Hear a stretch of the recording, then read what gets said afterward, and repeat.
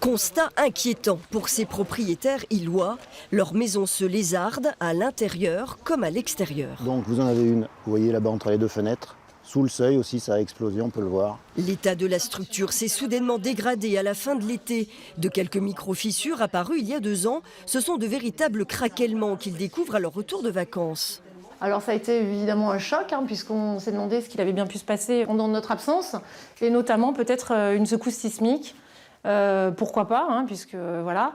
Et en discutant avec le voisinage, écoutez, eux ont entendu un grand claquement à l'intérieur de leur habitation. Et puis on se demande comment on va faire pour réparer. Des dégâts similaires affectent en effet plusieurs habitations du quartier, tout comme les 2 châteaux d'eau construits au bout de la rue dans les années 60, même fissures inquiétantes constatées début septembre. Il faut pousser l'investigation, bien évidemment, il ne faut pas s'arrêter là, mais c'est un peu dans un sens de tassement de l'ouvrage. Pour cet ingénieur en génie civil, ces fissures vont au-delà du vieillissement naturel. En cause, la nature du sol, de l'argile exclusivement. L'argile, c'est le système de l'éponge. Et donc, lorsqu'elle se charge en eau, elle gonfle.